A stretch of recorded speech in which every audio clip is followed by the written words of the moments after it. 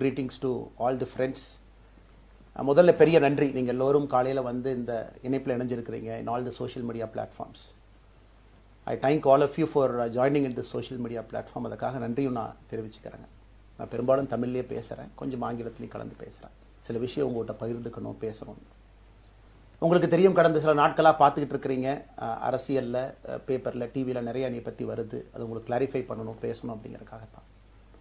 பாரதிய ஜனதா கட்சியில் ஆகஸ்ட் 25, 2020 டெல்லியில் இங்கே வந்து இணைஞ்சு தமிழகத்தில் தமிழக மக்களுக்காக ஒரு 6 ஆண்டு காலம் பணியாற்றுவதற்கு ஒரு பெரிய வாய்ப்பு, ஒரு பெரிய பாக்கியமாக நான் கருதுகின்றேன். இன்னைக்கு எந்த இடத்துல இணைஞ்சனோ அதே இடத்துல வந்து மரியாதையோடு, பண்போடு, அன்போடு என்னுடைய பாதை வேறு பாதையில் பயணம் செய்யணும். இலக்குகள் இன்னும் பெரிதாக இருக்கிறது, நிறைய மக்கள் இணைச்சு செயல்படணும். ஒரு புதிய அரசியலை, அடிப்படை கட்டமைப்பை மாற்றக்கூடிய அரசியலை உருவாக்க வேண்டும் என்கின்ற ஒரு எண்ணத்தோடு இன்னைக்கு வந்து ரொம்ப பண்போடு சொல்லிவிட்டு அதே இயக்கத்திலிருந்து வெளியே வருகின்றேன். இது தமிழர் பண்புன்னு கூட வச்சுக்கலாம். வெளியே சென்றாலும் கூட மரியாதையோடு சொல்லிவிட்டு செல்வது நம்முடைய பண்பு என்பதுதான் எனக்கும் இலக்கணமாக இது இருந்திருக்கிறது. இன்றிலிருந்து நம்முடைய ஒரு புதிய பாதை, ஒரு புதிய இயக்கம், ஒரு புதிய பொலிட்டிக்கல் மூமெண்ட், அடிப்படையிலிருந்து ஒரு புதிய பரிமாணத்தோடு, பார்வையோடு பார்க்கக்கூடிய ஒரு விதத்தில் தான் நம்முடைய மூமெண்ட்டை நம்ம ஆரம்பிக்கணும். நீங்கள் எல்லோரும் சேர்ந்து இணைஞ்சு அதை ஆரம்பிக்கணும் அப்படிங்கிறது என்னுடைய பெரிய ஆசைங்க. அதற்கு முன்பு சில விஷயத்தை சொல்லணும். என்னுடைய அரசியல் பாதை என்பது ரொம்ப வளைஞ்சு நெளிஞ்சு இங்கே வந்து உங்கள் முன்னாடி நின்றுட்டுருக்கேன். இது ஈஸி பாத் கிடையாது. ஒரு கிராமத்தில் பிறந்து ஒரு சாதாரண குடும்பத்தில், விவசாய குடும்பத்திலிருந்து வந்து ஒரு காமன் மேன் அரசியலுக்கு வர்றதே நம்ம ஊரில் நாம் ஒதுங்கிக்குவோம், வரமாட்டோம். பட் அதே போல் என்னுடைய பாதையும் கூட 2009 கேப்டன் விஜயகாந்த் அவர்களுடைய கட்சியில் தேமுதிகவில் IIM லக்னோவில் படிக்கும் பொழுது ஒரு இன்டர்ன்ஷிப்பாக 3 மாத காலம் ஆரம்பித்து, அதன் பிறகு 10 ஆண்டு காலம் கழித்து பாரதிய ஜனதா கட்சியில் ஆரம்பித்து 6 ஆண்டுகள் பாரதிய ஜனதா கட்சியிலிருந்து இன்னைக்கு தனித்துவமாக நம்முடைய இயக்கத்தை மக்கள் முன்னாடி வைக்கணும், உங்கள் முன்னாடி வைக்கிறேன். 25 வயசில் எனக்கு அந்த இன்டர்ன்ஷிப் திரு விஜயகாந்த் அவங்ககிட்ட செய்கிறக்கு ஒரு பெரிய பாக்கியம். அன்னைக்கு அரசியல்னால் என்னன்னே தெரியாமல் ஒரு புதிய அரசியலை தமிழகத்தில் கொண்டு வர முடியுமான்னு யோசித்த தருணம். இன்னைக்கு வயது 42, கிட்டத்தட்ட 17 ஆண்டுகள் போராடிக்கிட்டே இருக்கிறேன். ஒரு புதிய பாதை உருவாக்க முடியுமா, ஒரு பெட்டர் பாலிடிக்ஸ், ஒரு பெட்டர் சொசைட்டி கொண்டு வர முடியுமா. அதே நேரத்தில் நிறைய யூகங்கள், நிறைய பேர் நிறையா சொல்கிறனால இதே டெல்லியில் ஆகஸ்ட் 24, 2020 பிஜேபியில் இணைய வரும்பொழுது சூப்பர் ஸ்டார் ரஜினிகாந்த் அவங்க எனக்கு ஃபோன் பண்ணாங்க. எனக்கும் அவருக்குமான நட்பு கிட்டத்தட்ட நான் பதவியிலிருந்து வந்த பிறகு ஒரு நட்பு. நிறைய அவர்கிட்ட பேசுவேன். அவருடைய அரசியல் பாதை எப்படி இருக்கணும் அப்படின்லாம் பேசியிருக்கேன். அப்போ திரு சூப்பர் ஸ்டார் அவர்கள் இங்கே டெல்லியிலிருந்து திரும்ப வரணும், அவருடைய இயக்கத்தில் இணைய வேண்டும் என்ற வேண்டுகோளை ஆகஸ்ட் 24 ஒரு நாளைக்கு முன்னாடி பிஜேபியில் சேரும்பொழுது வைத்த பொழுது 3 விஷயம்தான் என் கண் முன்னாடி இருந்துச்சுங்க. தமிழ்நாட்டுக்கு எது நல்லது, அது எந்த மாற்று கருத்தும் இல்லை. சூப்பர் ஸ்டார் அரசியலுக்கு வர்றது தான் தமிழ்நாட்டுக்கு நல்லது. சூப்பர் ஸ்டாருக்கு என்ன நல்லது, அவர் அரசியலுக்கு வராமல் இருக்கிறது தான் அவருக்கு நல்லது. கோவிட் காலகட்டத்தில் அவருக்கு இருக்கக்கூடிய உடல் பிரச்சனைகள், அதையே பார்த்துக்கணும். முதல்ல அவர் ஆரோக்கியமாக சந்தோஷமாக இருக்கணும். அண்ணாமலைக்கு எது நல்லது, பாரதிய ஜனதா கட்சியில் இணைகின்றேன் என்கின்ற வாக்குறுதியை திரு சந்தோஷ் ஐயா கிட்ட கொடுத்தேன், ஒரு ப்ராமிஸ் கொடுத்தேன். அதை பிரேக் பண்ணக்கூடாது அப்படிங்கிறதுல நான் தெளிவாக இருந்தேன். ஸோ 3 கான்ஃப்ளிக்ட் இங்கே இருக்கும் பொழுது, ஸோ ஒரு நாள் இந்த கட்சியில் இணைவதற்கு முன்பாகவே முழு கான்ஃப்ளிக்ட். அன்னைக்கே ரஜினிகாந்த் ஐயா பேசி அந்த ஃபோன் காலுக்கு முதல் முறையாக மறுத்து, ஐயா மன்னிச்சுக்கங்க, என்னால் வர முடியாது என்று சொல்லி பாரதிய ஜனதா கட்சியில் அடுத்த நாள் இணைத்துக் கொண்டேன். அதன் பிறகு சூப்பர் ஸ்டார் அவங்களை பார்த்து மன்னிப்பு கேட்டேன். அவரும் பெருந்தன்மையாக அவருடைய அரசியல் பாதையை அவரும் பெருந்தன்மையாக அடுத்து தீர்மானித்தார். எதுக்கு இதை நான் சொல்கிறேன் அப்படின்னாங்க, சில யூகங்களுக்கெல்லாம் என்று முற்றுப்புள்ளி வைக்க வேண்டும் என்பதற்காக மட்டும்தான் இதை நான் சொல்கிறேங்க, வேறு எந்த காரணமும் கிடையாது. இன்றைக்கும் சூப்பர் ஸ்டார் அவர்கள் மீது பெரும் மதிப்பும் மரியாதையும் வைத்திருக்கக்கூடிய மனிதன் நான். அதே நேரத்தில் பாரதிய ஜனதா கட்சியை பொறுத்தவரை இந்த 6 ஆண்டு காலத்தில் எப்பொழுதும் ஒரு விஷயத்தை விட்டுக் கொடுத்தது கிடையாது. தமிழ்நாட்டினுடைய அடையாளத்தை விட்டுக் கொடுத்தது கிடையாது, மண்ணை விட்டுக் கொடுத்தது கிடையாது, கலாச்சார பாரம்பரியத்தை விட்டுக் கொடுத்தது கிடையாது, நம்முடைய நீரை விட்டுக் கொடுத்தது கிடையாது. நிறைய பேர் எங்கிட்ட கேட்பாங்க, குறிப்பாக இந்த பகுதி இந்தியாவில் வரும்பொழுது, அண்ணாமலை நீங்கள் தமிழனா இந்தியனா அப்படின்னு கேட்பாங்க. இது எனக்கு ஒரு பெரிய கான்ஃப்ளிக்டிங் கொடுக்கக்கூடிய ஒரு விஷயம். Are you Tamilian, are you an Indian அப்படி. தமிழ்நாட்டில் என்னுடைய அப்பாவோ அம்மாவோ, என்னோட அம்மா தமிழ்நாட்டை தாண்டி வெளியே வந்ததே கிடையாதுங்க. தமிழ்நாட்டில் மட்டும்தான் இருந்திருக்கிறாங்க. என்னுடைய பாரம்பரியம் எல்லாமே. அப்பா ஒரு முறை தமிழ்நாட்டுக்கு வெளியே சின்ன வயசில் வந்துட்டு போயிருக்கிறாங்க. அங்கேயே ஆண்டு காலமாக இருந்து விவசாயம் செய்யக்கூடிய குடும்பம். எனக்கு முதல் வாய்ப்பு தமிழ்நாட்டை விட்டு வெளியே வந்து லக்னோவில் படிக்கிறதுக்கு, அதன் பிறகு டெல்லியில் இருப்பதற்கு, ஹைதராபாத்தில் 2 ஆண்டு காலம் ட்ரைனிங்கில் இருப்பதற்கு, அதன் பிறகு கர்நாடகாவில் 8-9 ஆண்டு காலம் IPS அதிகாரியாக பணி செய்வதற்கு. ஸோ இந்தியா முழுவதுமே கிட்டத்தட்ட அந்த 10-15 ஆண்டுகள் சுற்றிவிட்டேன். அதனால் நான் எப்போதுமே சொல்வேன், நான் ஒரு பெருமை மிகுந்த இந்தியன் ஒரு பாரம்பரிய தமிழன் என்கின்ற அடையாளத்தோடு எல்லாத்துக்கிட்டையுமே சொல்லுவேன். அது இந்த கான்ஃப்ளிக்ட் சில பேருக்கு ஒரு எட்டர்னல் கான்ஃப்ளிக்ட் ஆச்சு. இன்னைக்கு தமிழ்நாட்டினுடைய அரசியலும் கூட ஒரு பெருமை மிகுந்த தமிழனா இருக்கணும் அப்படின்னா நான் ஒரு இந்தியன் என்று சொல்ல வேண்டிய அவசியம் இல்லை அப்படின்னு நிறைய கட்சிகள் அங்கே இருக்கிறாங்க. நான் எப்பொழுதுமே தொடர்ந்து சொல்லிக் கொண்டிருப்பது இந்தியன் என்கின்ற அடையாளத்தோடு ஒரு பெருமை மிகுந்த தமிழனாகத்தான் எல்லா இடத்துலையும் இருக்கிறேன். அப்படித்தான் இந்த இயக்கத்திலும் இருக்கணும். நாம் ஆரம்பிக்கக்கூடிய இந்த இயக்கத்தில் உங்களோடு பயணம் செய்யணும். தமிழ்நாட்டினுடைய எந்த பிரச்சனையும் கூட முன்னிறுத்தி சமரசம் இல்லாத நம்முடைய தமிழ்நாட்டினுடைய வளர்ச்சியை நாம் எல்லோரும் கொண்டு போகணும். எத்தனையோ பிரச்சனைகள். நான் பாரதிய ஜனதா கட்சியில் இணைந்த பிறகு எல்லா தலைவர்களும் பெரும் ஒத்துழைப்பு தான். இருந்தும் தனியாக போகணும், உள்ளாட்சி தேர்தலில் தனியாக போகணும், தமிழ்நாட்டினுடைய அடையாளத்தோடு பாரதிய ஜனதா கட்சி இருக்கணும். தமிழ்நாட்டினுடைய அடையாளம் மிக முக்கியம் என்பதற்காகத்தான் அன்னைக்கு தலைவர் திரு ஜே.பி. நட்டா அவர்கள் நிறைய பேர்த்துக்கிட்ட பேசி நாம உள்ளாட்சி தேர்தல் தனியாக போகணும், அதே போல தான் லோக்சபா தனியாக போகணும். ஏதோ தனிப்பட்ட முறையில் எனக்கும் இன்னொரு கட்சிக்கும் பிரச்சனை இல்லைங்க. பாரதிய ஜனதா கட்சி ஒரு தமிழர் அடையாளத்தோடு களத்தில் இருந்தால் மட்டும்தான் அது தமிழர் நலத்தை முன்னிறுத்தக்கூடிய கட்சியாக இந்திய அடையாளத்தோடு இருக்க முடியும் என்கின்ற ஒற்றை நம்பிக்கை மட்டும்தான்.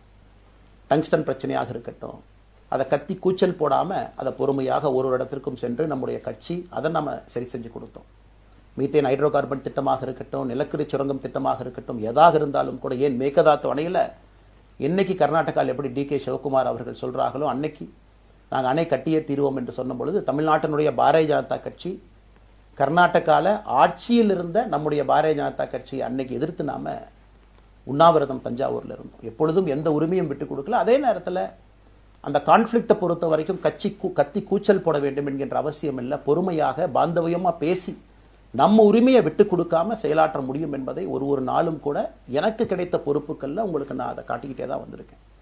அதனால் இன்னைக்கு திரு மோடி ஐயா அவர்கள் மீது மிகப்பெரிய ஒரு மரியாதை வைத்திருக்கக்கூடிய மனிதன், நாட்டினுடைய பிரதமர், இந்த நாட்டை பாதுகாத்து கொண்டிருக்கக்கூடிய மனிதர்.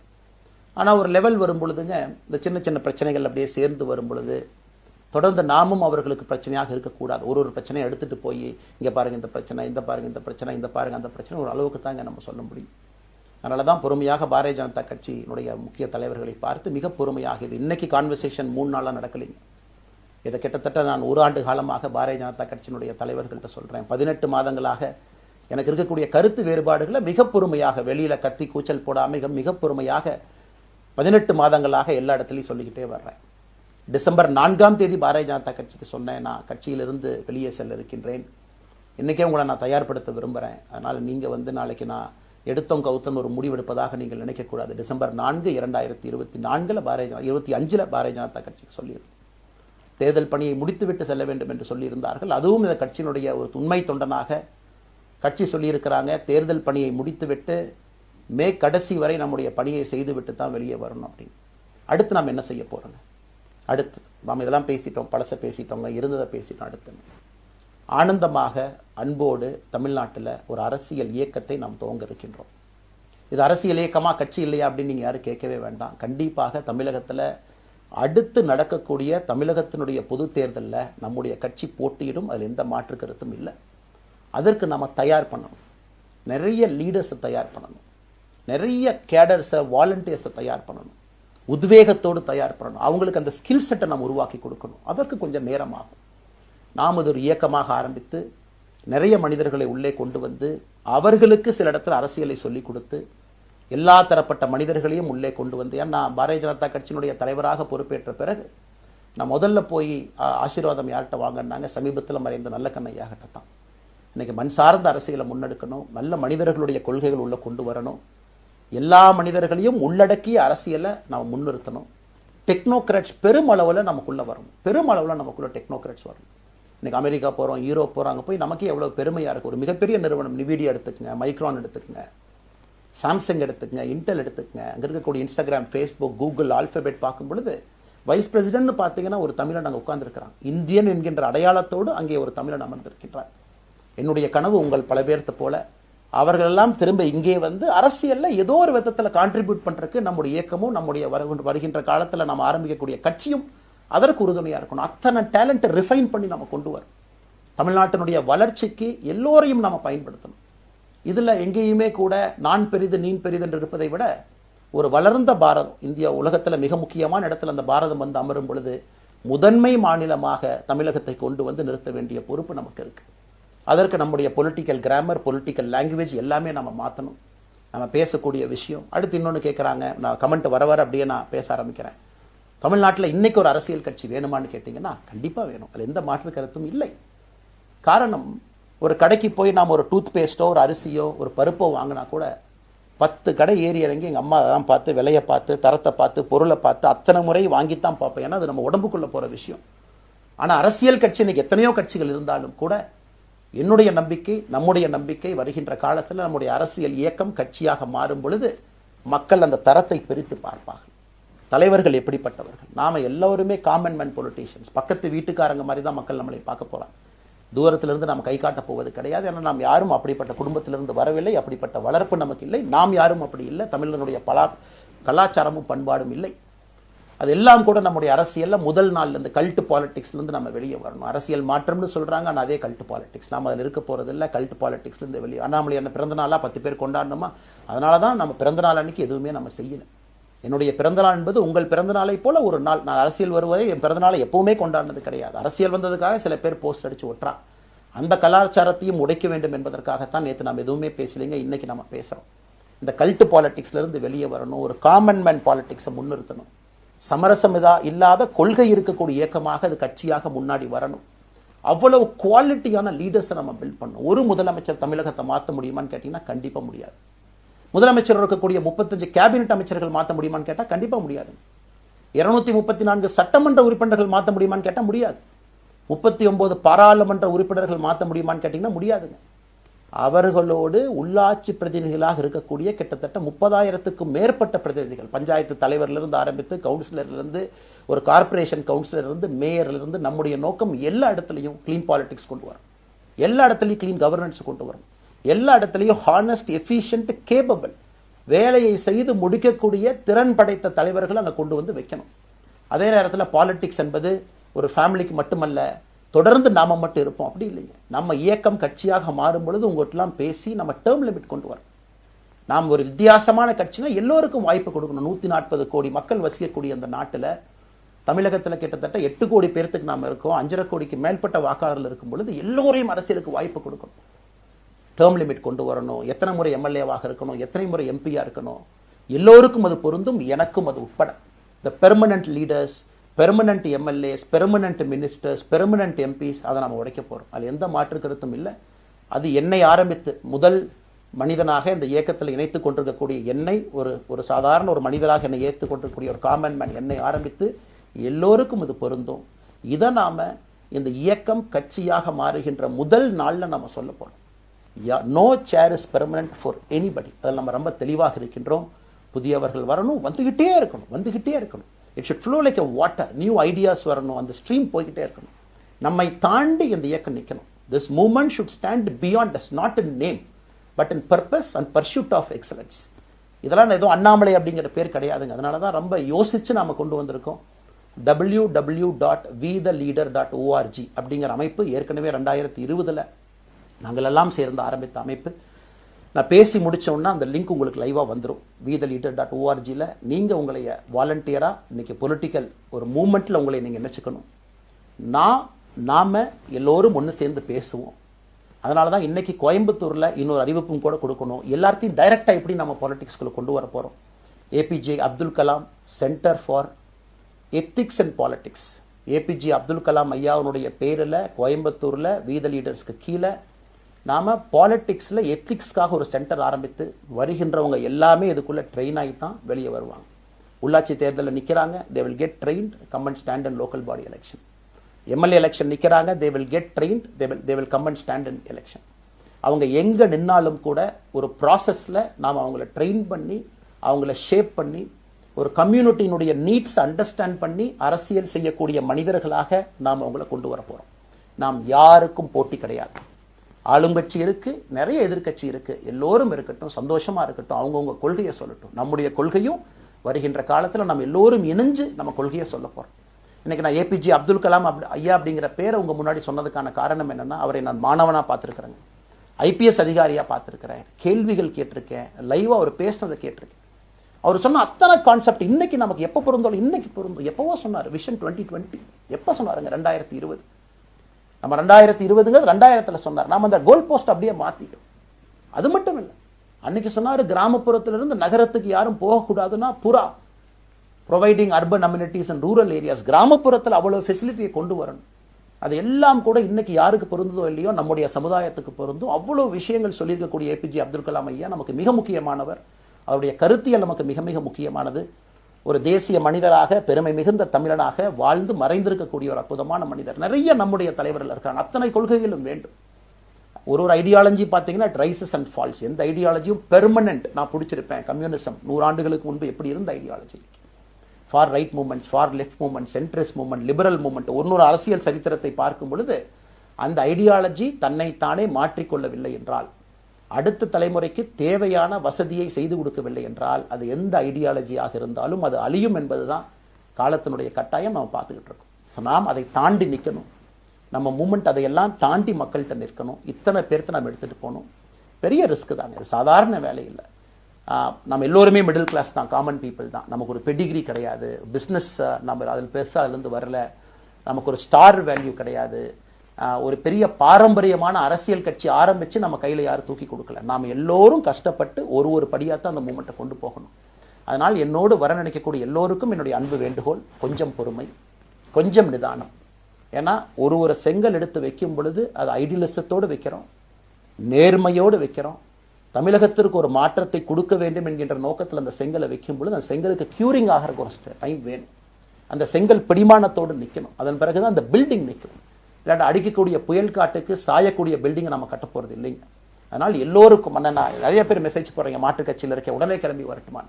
எல்லோரும் சந்தோஷம். wetheLeader.org எல்லோரும் இணைஞ்சு இயக்கமாக அது விரைவில் சரியான நேரத்தில் நாம் அந்த மசில், ஜிம்முக்கு போனால் கூட நேரடியாக 50 கிலோ தூக்க முடியாதுங்க, 10 கிலோலேருந்து 50 கிலோவுக்கு போவோம். நாம் அந்த மசிலை பில்டு பண்ணி அந்த மெட்டில் ஃபைபரை நம்முடைய தோழர்களுக்கு நம்ம பில்டு பண்ண உடனே அது பொலிட்டிக்கல் பார்ட்டியாக அது மாறும். அதுவரை பொறுமை பொறுமை பொறுமை. அவசரமாக ஒரு வெயிட்டை தூக்கி முதுகு பிடிச்சி கால் பிடிக்கிறத விட சரியாக ஒரு திசையிலும் அதை கொண்டு போய் இதை பக்காவான முறையில் நம்ம அதை செய்வோம். அதனால் இன்றிலிருந்து நம்முடைய wetheLeaders.org அதில் மூமெண்ட் நம்ம ஆரம்பிக்கிறோம். கோயம்புத்தூரில் ஏபிஜே அப்துல் கலாம் ஐயாவோட பேரில் centre for ethics and politics அதை உருவாக்குறோம். உள்ளாட்சி தேர்தலுக்கு நிறைய மனிதர்களை இங்கிருந்து நம்ம அனுப்புகிறோம். அவங்க உள்ளாட்சி பிரதிநிதிகளாக வர்றாங்க. குட் பாலிட்டிக்ஸை நம்ம சொல்லிக்கிட்டே வர்றோம். அதனால தான் நான் அடிக்கடி சொல்லுவாங்க, நாம மாறுவோம், மாற்றம் தானாக நடக்கும். ஸோ அதனால தான் நம்முடைய இந்த மூமெண்ட்டினுடைய கொள்கையே மாறுவோம், மாற்றுவோம். Let us also change to bring change. இந்த ரெண்டையும் செய்வோம். யாரும் மீதும் வன்மம் கிடையாது. அதே நேரத்தில் நம்முடைய சமூக வலைதளத்தில் இருக்கக்கூடியவங்க நான் வாரியர்ஸ்னு சொல்லிங்க, you are the change agents. என்னை பொறுத்தவரை ஒரு மாற்றத்தை கொடுக்கக்கூடியவங்க நீங்கள். சண்டை களத்தில் சண்டை போடுறது நம்ம வேலை இல்லைங்க, மாற்றத்தை கொடுக்கக்கூடியது நம்முடைய வேலை. கடந்து வந்த பாதையை திரும்பி பார்க்கும் பொழுது கொஞ்சம் சந்தோஷத்தோடு, அதே நேரத்தில் யாரெல்லாம் கைப்பிடிச்சு இவ்வளோ தூரம் கூட்டிகிட்டு வந்தாங்களோ அவர்களுக்கு நன்றி உணர்வோடு, நம்ம முன்னாடி செல்லக்கூடிய பாதை இதுவரை வந்த பாதையிலிருந்து கொஞ்சம் மாறுபட்டு இருந்தாலும் நம்முடைய அனுபவத்தை வைத்து அதற்காக யாரையும் திட்டி தீர்க்கணும்னு அவசியம் இல்லை. சமூக வலைதளத்தில் நாம் ரொம்ப ரெஸ்பான்சிபிளாக இருப்போம். தமிழ்நாட்டில் நிகழக்கூடிய பிரச்சனை என்ன கமெண்ட் வேணாலும் யார் வேணாலும் போடலாம், பேசலாம். மைக்கே முன்னாடி இருக்குது, நான் பேசிட்டு போயிடுவேன்னு நினைக்கிறீங்க. பாதிக்கப்படுறவங்க பின்னாடி ஒரு குடும்பம் இருக்குது, குட்டி இருக்குது, குழந்தை இருக்குது, அவங்களுக்கும் ஒரு தனி அடையாளம் இருக்குது. அது என் சைட்லேருந்து தெரியாமல் ஏதாவது தவறு நடந்திருந்தாலும் கூட, என்னை ஆதரித்து செய்பவர்கள் ஏதாவது தவறு செய்திருந்தாலும் கூட அதற்காக இந்த நேரத்தில் நான் மன்னிப்பும் கேட்டுக்கிறேன். இப்போ இருந்து நம்முடைய பாதை, முன்னாடி செல்லக்கூடிய பாதை என்பது மக்களுக்கான பாதை, ஒரு பாசிட்டிவான பாத். காமன் மேன் பாலிட்டிக்ஸை நம்ம பில்ட் பண்ணுறோம். ஃபவுண்டேஷனோடு மேலே வரப்போகிறோம். தமிழ்நாட்டை எல்லா இடத்திலும் கூட கீழிருந்து மேலே வரை அந்த மாற்றத்தை கொண்டு வர போகிறோம். அதனால தான் நான் இன்ஸ்டாகிராம் லைவ்ல வந்தேன். ஒரு புதிய தலைமுறையை நம்ம அரசியலுக்குள்ள கொண்டு வரணும். அவங்களை ஒதுக்கி வைக்க முடியாது. ஏன் அப்படி ஓட்டு போடுறாங்க, ஏன் அப்படி ஓட்டு போடுறாங்க கேட்க முடியாது. They are hungry for change. மாற்றம் வேண்டும் என்று துடித்துக் கொண்டிருக்கின்றார்கள். உடனே நடக்கணும். யூரோப்பியன் கண்ட்ரி போகிறாங்க, டூர் பார்க்குறாங்க, சோஷியல் மீடியாவில் பார்க்குறாங்க. தமிழ்நாட்டில் ஏன் நாளைக்கு காலையில் நடக்கலைங்க? அதே நேரத்தில் நம்முடைய பெரியவர்கள் எத்தனையோ பேர் நான் பார்க்குறேன். வயசான நம்முடைய பெரியவர்கள் நடந்து போகிறது கூட இன்னைக்கு ஒரு பார்க் நமக்கு கிடையாது.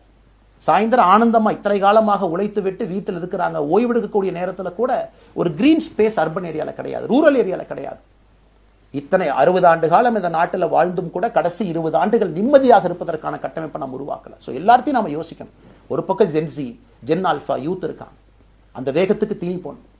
இன்னொரு பக்கம் வயதான பெரியவர்கள், முதிர்ச்சி அடைந்தவர்கள், பக்குவப்பட்டவர்கள் இருக்கிறாங்க. அவங்களுடைய கடைசி காலத்தை பக்குவமாக வாழ்வதற்கான வசதியை நாம் ஏற்படுத்தி கொடுக்கணும். அதனால் ரொம்ப நேரம் நான் பேசிக்கிட்டே போலிங்க. அதனால் நிச்சயமாக வருகின்ற காலத்தில் நிறைய பேசுவோம், நிறைய விஷயங்களை நாம் பேசுவோம், நிறைய விஷயங்களை பகிர்ந்து கொள்வோம். அதனால் நிச்சயமாக நமக்கு நல்லது நடக்கும். இன்னொரு கேள்வி கேட்டிருக்கீங்க. ஏன்னா நான் பேச பேச அது அப்படியே மேலே வந்துட்டு இருக்கேன். எனக்கு இது புதுசுங்க, அப்படியே நானும் மேனேஜ் பண்ணி பேசிட்டு இருக்கேன். உங்களுக்கும் பிரதமருக்கும் இருக்கக்கூடிய முடிவு, நம்முடைய பிரதமர் மோடி அவர்கள் நம்முடைய பிரதமர், அந்த கௌரவம் இருக்கும். ஆனால் பாரதிய ஜனதா கட்சியிலிருந்து ஒரு விஷயத்தை நம்ம டிஸ்அக்ரி பண்றோம்னா கம்பீரமாக ஸ்ட்ரெயிட்டாக நம்ம டிஸ்அக்ரி பண்ணுவோம்.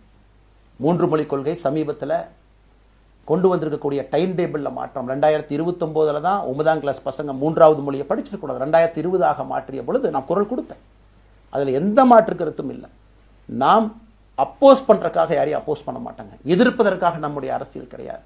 எப்படி திமுகவை பார்க்கின்றோமோ, எப்படி அதிமுகவை பார்க்கின்றோமோ, எப்படி டிவிகேவை பார்க்கிறோமோ, எப்படி அண்ணன் சீமான் அவர்களை பார்க்கிறோமோ, எப்படி அண்ணன் அன்புமணி அவர்களை பார்க்கிறோமோ, எப்படி இங்க இருக்கக்கூடிய எல்லா தலைவர்கள், அண்ணன் ஜி.கே. வாசன் அவர்கள், ஏசி சண்முகம் அவர்கள், பாரிவேந்தர் அவர்கள், ஜான் பாண்டியன் அவர்கள், எல்லா கிருஷ்ணசாமி ஐயா அவர்கள், ஐயா வைகோ அவர்கள், அம்மா பிரேமலதா அவர்கள், எல்லா தமிழகத்தில் இருக்கக்கூடிய எல்லா அரசியல் கட்சியினுடைய தலைவர்கள் எப்படி பார்க்கிறோமோ அப்படித்தான் நான் பாரதிய ஜனதா கட்சியை பார்ப்பேன். அதற்காக நம்ம போய் ஒரு வன்மமோ எதுவும் கிடையாது.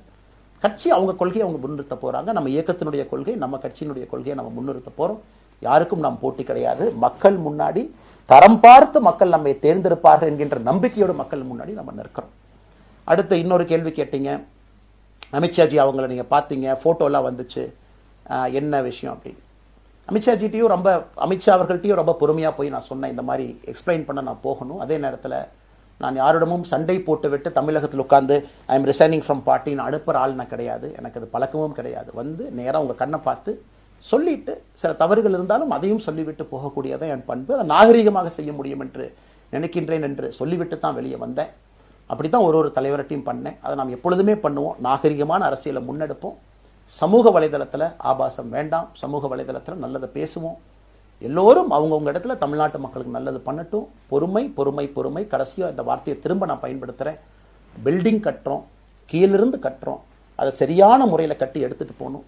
நம்புங்க, கூட இருங்க. 42 ஆண்டுகள் வளைவிஞ்சு நெலிஞ்சு சுற்றி இன்னைக்கு இந்த இடத்துல உங்க முன்னாடி வந்து உட்கார்றேன். நிச்சயமாக நம்ம எல்லோரும் சேர்ந்து ஒரு பெரிய புரட்சியை, மாற்றத்தை தமிழகத்திற்காக, ஒரு பாரத நாட்டுக்குள்ள, இந்திய நாட்டுக்குள்ள முதன்மை மாநிலமாக தமிழகத்தை கொண்டு வருவது மட்டும்தான் நம்முடைய குறிக்கோள். வேறு எதுவும் நம்முடைய குறிக்கோள் கிடையாது. அதற்காக நம்முடைய வாழ்வை அர்ப்பணிப்போம். காத்து கொண்டிருக்கக்கூடிய எல்லோருக்கும், கேட்டுக்கொண்டிருக்கக்கூடிய எல்லோருக்கும் உங்களுடைய பொறுமைக்கு நன்றி தெரிவித்து மறுபடியும் சொல்லிக் கொள்கின்றேன். மாறுவோம், மாற்றுவோம். மிக்க நன்றி. வணக்கம்.